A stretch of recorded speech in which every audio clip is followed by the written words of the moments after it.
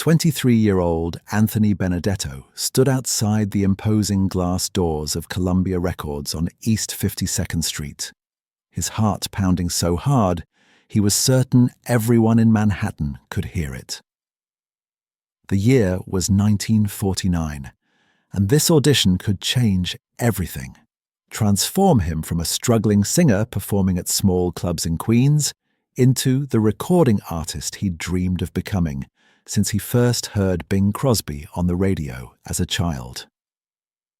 But what Tony didn't know as he straightened his only good suit and checked his reflection in the building's windows was that someone inside those offices was already plotting his destruction. The receptionist, a stern woman in her 40s with perfectly styled hair, barely looked up from her typewriter when Tony approached her desk. "Anthony Benedetto for the 2 o'clock audition with Mr. Miller," he said, trying to keep his voice steady despite the butterflies attacking his stomach. "Take a seat," she replied without warmth. "Mr. Miller is running late." As Tony settled into an uncomfortable wooden chair, he noticed another young man about his age sitting across the waiting room. The stranger was impeccably dressed in an expensive suit that probably cost more than Tony made in 3 months, and he exuded the kind of confidence that came from never having to worry about rent money or whether there would be food on the table tomorrow. "Ama asıl şok edici olan şey, bu adamın Tony'ye olan tepkisiydi." The well-dressed stranger looked Tony up and down with obvious disdain, taking in his worn shoes, his second-hand suit, and his nervous energy. Then he smiled, not a friendly smile, but the cold, calculating smile of someone who had just identified a threat and was already planning how to eliminate it. "You must be here for the audition too," the stranger said, extending a manicured hand. "I'm Vincent Torrino. My father owns Torrino Entertainment. Perhaps you've heard of it?" Tony had indeed heard of Torrino Entertainment. It was one of the most powerful talent agencies in New York, representing some of the biggest names in music and theatre. Vincent Torrino Jr. was music industry royalty, born into connections and opportunities that Tony could only dream of. "Anthony Benedetto," Tony replied, shaking Vincent's hand and immediately regretting it when he felt how soft and uncalloused Vincent's palm was compared to his own work-roughened fingers.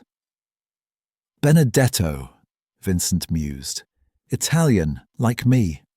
Where are you from? Or Anthony?" "Queens, Astoria." Vincent's smile widened. "Ah, Queens. How quaint. I grew up on the Upper East Side myself. Tell me, Anthony, where did you train? Juilliard? The Manhattan School of Music?" Tony felt his face burning with embarrassment. "I didn't go to music school. I learned by listening to records and singing in local clubs."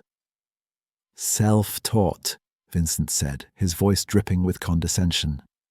"How wonderfully authentic." "İşte tam bu noktada her şey değişti." Before Tony could respond, the receptionist called Vincent's name.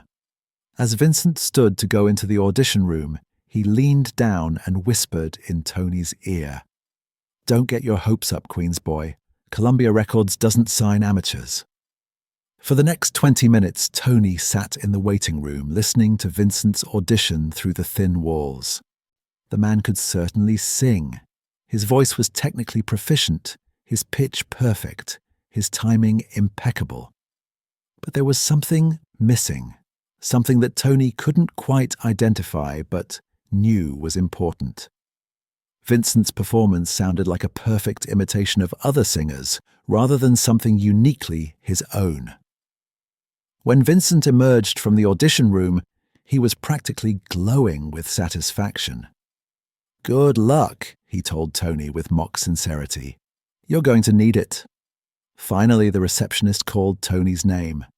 He walked into the audition room on shaking legs, clutching his sheet music like a lifeline. Henüz en büyük sürprizi görmedin. The audition room was smaller than Tony had expected, dominated by a black grand piano and several chairs arranged in a semicircle. Behind a desk sat Mitch Miller, the legendary A and R man whose decisions could make or break careers. Miller was in his late 30s with intelligent eyes and an air of quiet authority that made Tony feel even more nervous. "Mr. Benedetto," Miller said, glancing at a file on his desk, "I understand you're here to audition for a recording contract."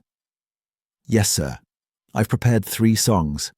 Because of You, Boulevard of Broken Dreams, and I'll Get By."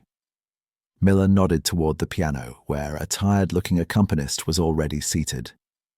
"Let's hear Because of You first."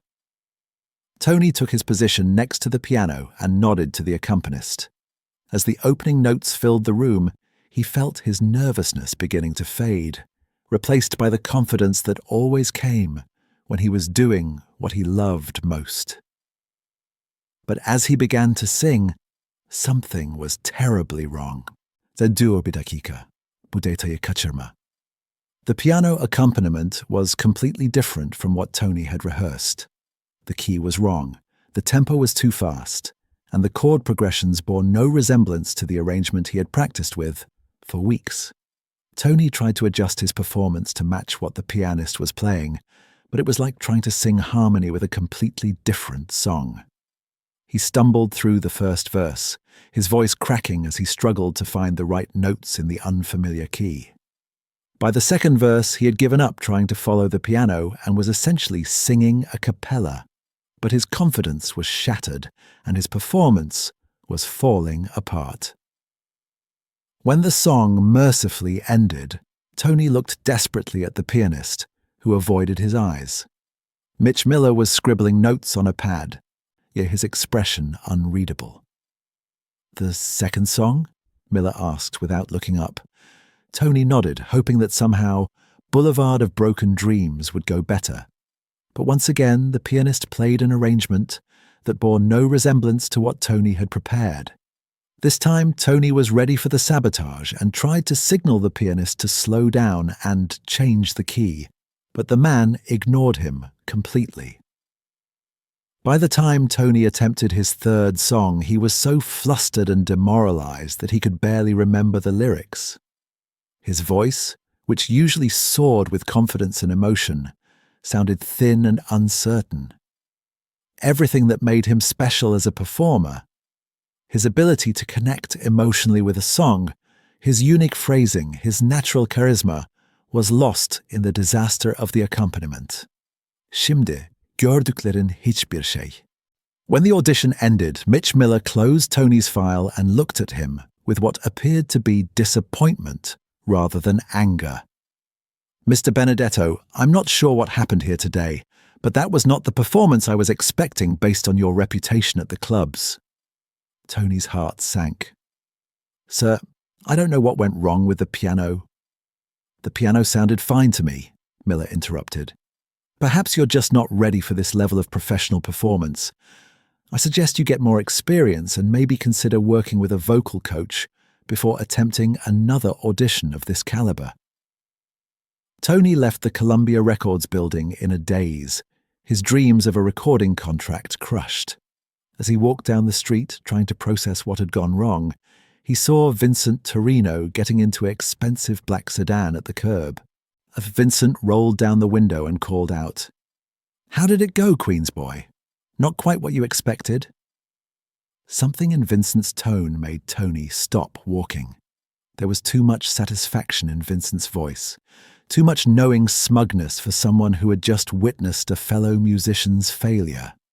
In Unmiyakaxanama, Tony was about to discover that his ruined audition had been no accident. That evening, Tony returned to the Blue Moon, the small club in Astoria, where he had a regular Friday night gig. He was still devastated by the afternoon's disaster, but he needed the money, and performing had always been his way of working through difficult emotions. As he was setting up for his first set, the club's piano player, an older man named Eddie Kowalski, who had been playing jazz in New York for 30 years, approached him with a concerned expression. "Tony, I heard about your audition today at Columbia. Word gets around fast in this business. Tony looked up in surprise. How did you hear about that? Because the piano player who sabotaged you is bragging about it at Mickey's bar down the street. Says Vincent Torrino paid him $50 to make sure your audition went badly. Tony felt as if he had been punched in the stomach. Are you serious? Dead serious.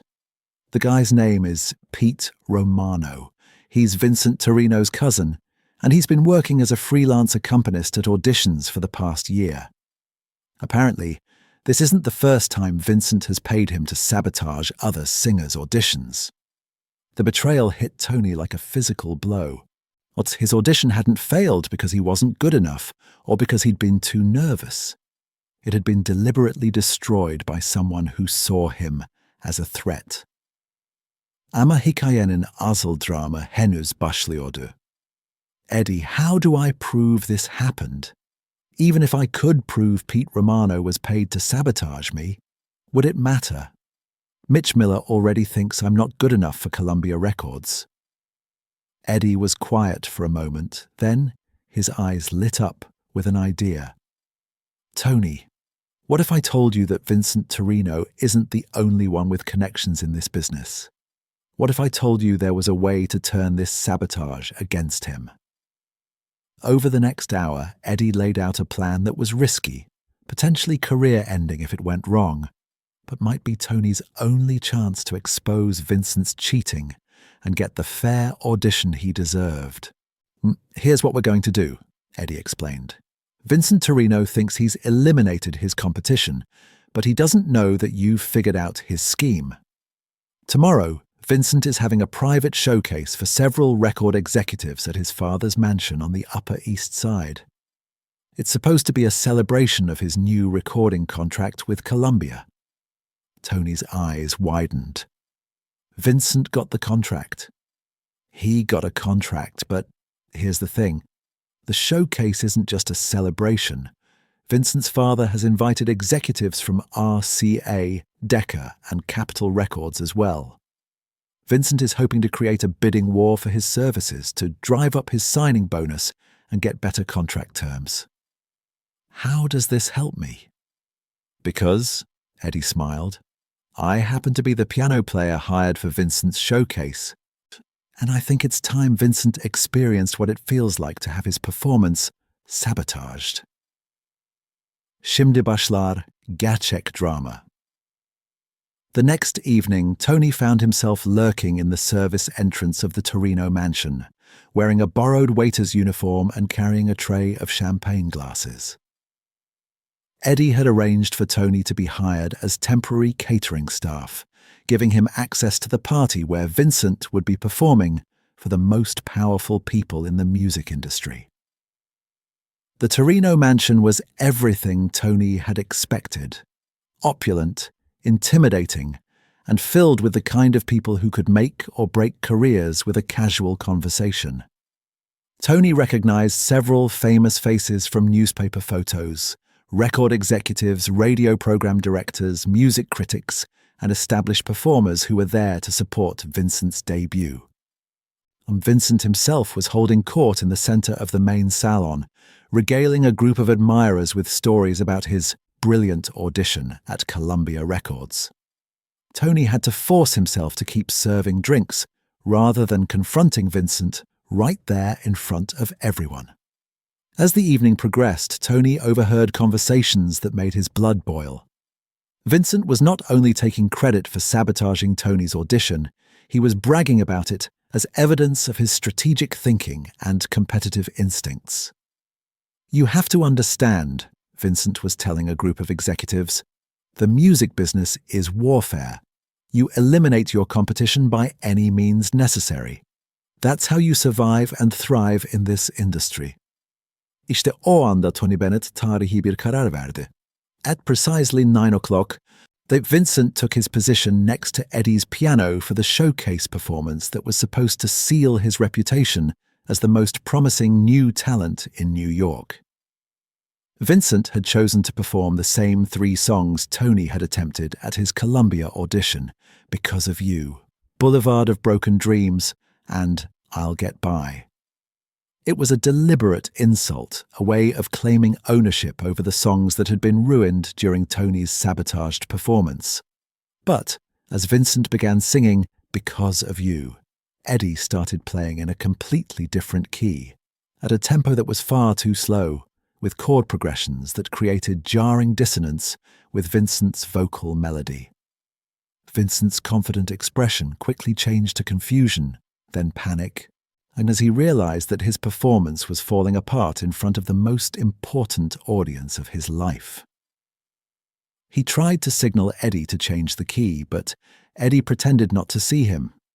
The room full of music industry executives watched in embarrassment as Vincent struggled through the song, his voice cracking and his timing becoming more erratic with each passing measure. But Tony wasn't content just to watch Vincent fail. He had a bigger plan. Det har bitmedi. As Vincent's performance continued to deteriorate, Tony stepped forward from his position along the wall and spoke in a clear, carrying voice that cut through the uncomfortable murmur of the audience. "Excuse me, Mr. Torrino. I think I know what's wrong with your performance." Vincent stopped singing and stared at Tony in shock and rage. "Who are you? How dare you interrupt my performance? My name is Anthony Benedetto. Yesterday you paid your cousin Pete Romano to sabotage my audition at Columbia Records by playing the wrong arrangements. Tonight, you're experiencing exactly what you did to me." The room erupted in surprised murmurs as the executives realized they were witnessing not just a failed performance, but an accusation of professional sabotage. Vincent's face went white, then red with fury. "That's a lie. Security! Remove this man immediately." But before security could reach Tony, Eddie spoke up from the piano bench. "Actually, Vincent, it's not a lie. I can prove it." Eddie pulled out a small recording device that had been hidden beneath the piano bench. "I recorded your cousin Pete bragging about the money you paid him to ruin Anthony's audition. I also recorded your conversation last night when you called to give me instructions about sabotaging other performers who might be at tonight's showcase." The room fell completely silent as the implications sank in. Vincent Torrino hadn't just cheated to eliminate Tony from competition. He had been systematically sabotaging other young performers to clear the field for his own success. Vincent's father, Vincent Torrino Sr., stepped forward with a face like thunder. "Vincent, is this true?" Vincent Jr. looked around the room desperately, seeing his career and reputation crumbling in real time. "Father, I can explain." "Explain what? That you've been cheating your way to success? That you've been paying people to sabotage other artists? Do you have any idea what this does to our family's reputation in this business?" Mitch Miller, who had been standing quietly near the back of the room, stepped forward and addressed Tony directly. "Mr. Benedetto, if what you're saying is true, then your audition yesterday was compromised. I think you deserve a fair opportunity to show what you can actually do." "Right here?" Tony asked, his heart starting to race again. "Right here, right now. Eddie, would you be willing to provide proper accompaniment this time?" Eddie grinned. "It would be my pleasure." İşte tam bu noktada herkes gerçeği öğrendi. With a room full of the most powerful people in the music industry watching, Tony took his position next to the piano and nodded to Eddie.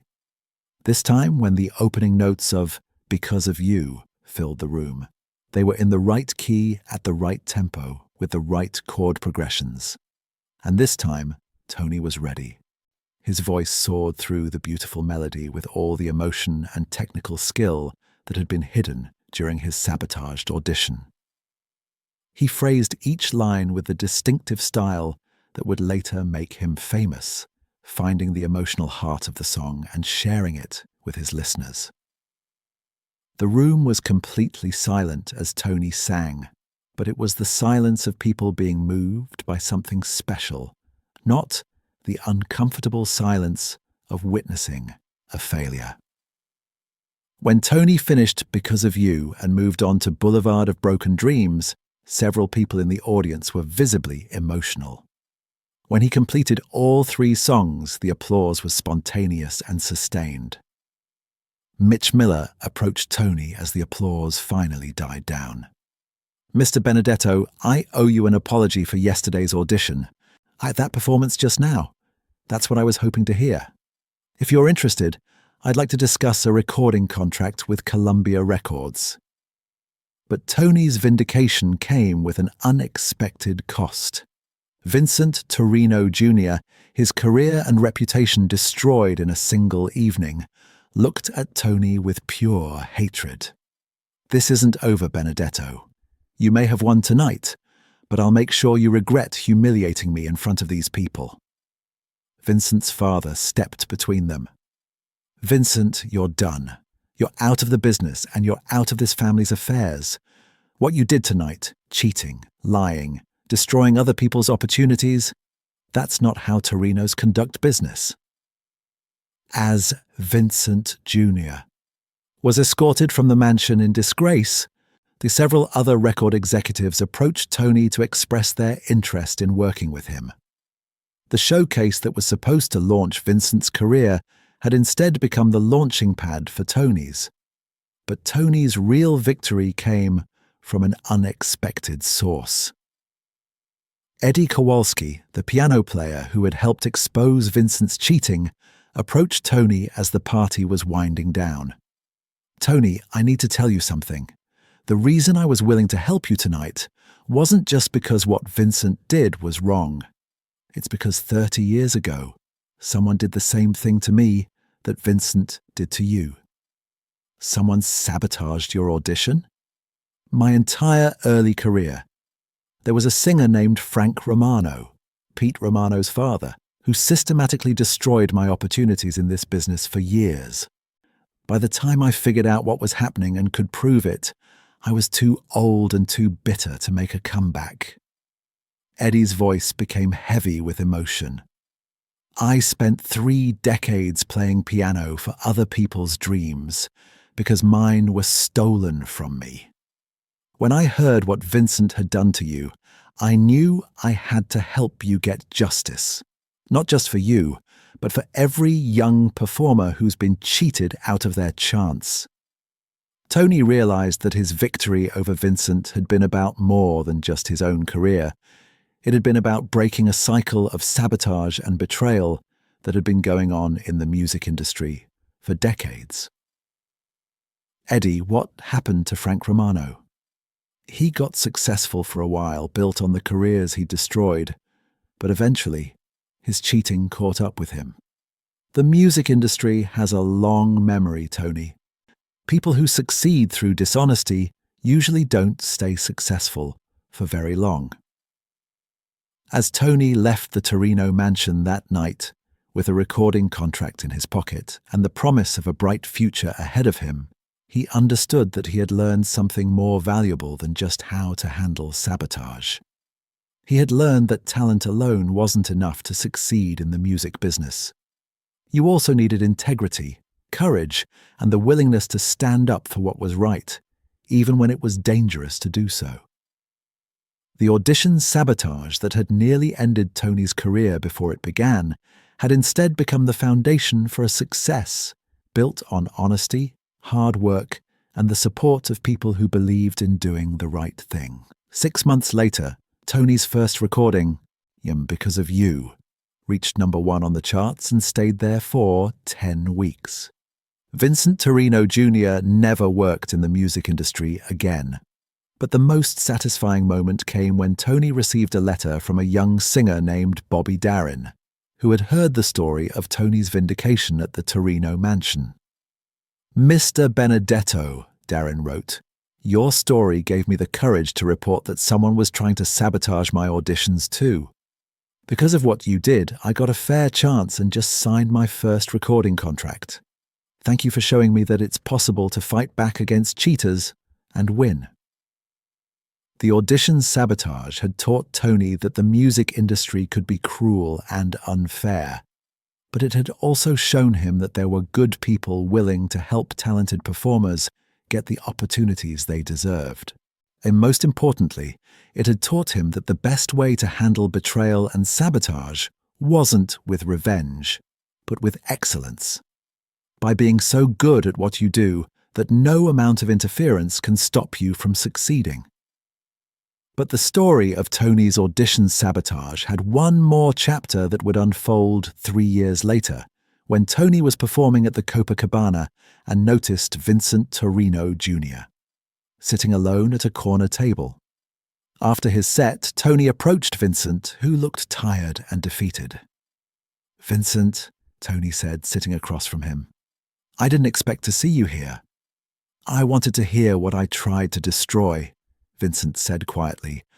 "I wanted to understand what I was so afraid of." Tony studied Vincent's face, seeing regret where there had once been arrogance. "And what did you conclude?" "That I was never your competition. You have something I never had: soul, authenticity, the ability to make people feel something real. I spent so much energy eliminating competition that I never developed what would have made competition irrelevant." Vincent explained that his father had disowned him and the industry had blacklisted him. He now managed a small music store in Brooklyn. "Vincent, why did you target me specifically?" "Because when I heard you warming up, humming to yourself, I knew you were different. You weren't performing for me or trying to impress me. You were just being yourself, making music because you loved it. That terrified me." Tony made a surprising decision. "What if I told you it's not too late to start over?" "What do you mean?" "I'm starting a small record label to help talented singers who might not get chances with major companies. I need someone who understands the business, but also understands failure." Vincent stared in disbelief. "After what I did to you, why would you trust me?" "Because the person who sabotaged my audition was scared and desperate. The person sitting here now has learned from his mistakes and might help others avoid making similar ones." Vincent became Tony's business partner in Benedetto Records, a label specializing in giving opportunities to overlooked singers. Vincent used his knowledge of industry schemes to protect their artists from sabotage. "Helping other people succeed has been more satisfying than anything I achieved focusing only on my own career," Vincent told Tony. 5 years later, Vincent proposed finding Pete Romano to offer him the same second chance. They found Pete at Vincent's music store.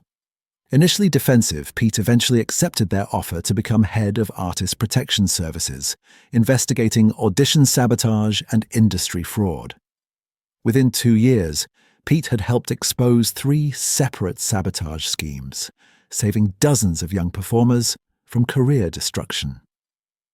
The transformation of Tony's former enemies into business partners became legendary in the music industry. "The audition sabotage that nearly ended my career," Tony reflected, "became the foundation for a business that helped hundreds of performers avoid similar betrayals. Sometimes the worst things that happen to us become the source of the most good we can do for others." The story of Tony Bennett's sabotaged audition became legendary in the music industry, not just as an example of corruption, but as a case study in how personal betrayal could be transformed into systemic reform through forgiveness and second chances. Years later, when young performers asked Tony for advice about dealing with industry betrayal and sabotage, he would tell them about that day in 1949 when his dreams were nearly destroyed by Vincent Torrino's scheme. "The most important thing I learned," Tony would say, "is that your response to betrayal defines your character more than the betrayal itself. You can let it make you bitter and vengeful, or you can use it as motivation to build something better." Many young singers credit Tony's story with giving them the courage to continue pursuing their dreams, even after experiencing setbacks, sabotage, or betrayal. The lesson that excellence and integrity ultimately triumph over cheating and manipulation became a cornerstone of Tony Bennett's legacy, proving that sometimes the greatest victories come not from avoiding conflict, but from transforming conflict into something positive. The audition that was supposed to end Tony Bennett's career before it began instead became the foundation for a philosophy that would guide him throughout his life. That the best way to defeat those who try to destroy you is not to destroy them in return, but to become so successful and so generous with your success that their actions are rendered meaningless. Vincent Torrino thought he was eliminating his competition, Tony would often say in interviews about that pivotal day. But what he actually did was teach me that there's no competition when you're focused on helping others succeed alongside you. The music industry became big enough for all of us when we stopped trying to tear each other down and started building each other up.